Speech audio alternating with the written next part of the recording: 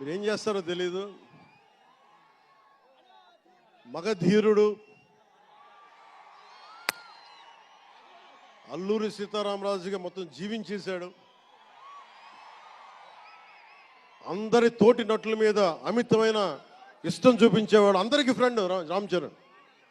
అందరి హీరోలకి చాలా గౌరవంగా ఉండేవాడు.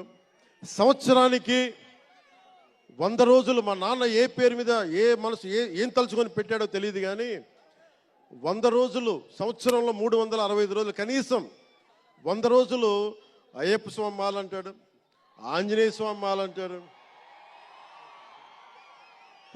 ఎందుకురా చేస్తామంటాను అప్పుడప్పుడు.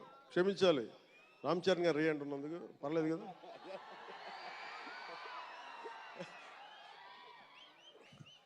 అంటే ఎందుకంటే నాకు బాధ్యత తప్పకుండా ఉండటానికి, నియంత్రించుకోవడానికి, అహంకారం రాకుండా ఉండటానికి ఎప్పుడు చూడండి చెప్పులు లేకుండా ఉంటాడు. అంటే నాకే అనిపిస్తుంది కనీసం నేను వేసుకునే చెప్పులు కూడా వదిలేడానికి ఇబ్బంది పడతాను అప్పుడప్పుడు.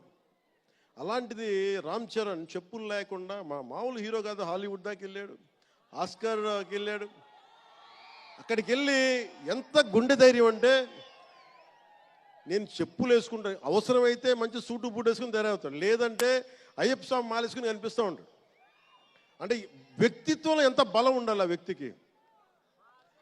అందుకని అలాంటి రామ్ చరణ్ మంచి 16 అణాలు తెలుగువాడు, మా బంగారం, నా తమ్ముడు. ఒక తల్లికి పుట్టకపోయినా కానీ నా తమ్ముడు. ఎప్పుడు ఎదిగే కొద్దీ ఒదిగుండేవాడు. అతనికి మరింత విజయం కలగాలని, అద్భుత విజయాలు కలగాలని మనస్ఫూర్తిగా ఒక బాబాయ్గా కాదు, ఒక అన్నగా ఆశీర్వదిస్తున్నాను.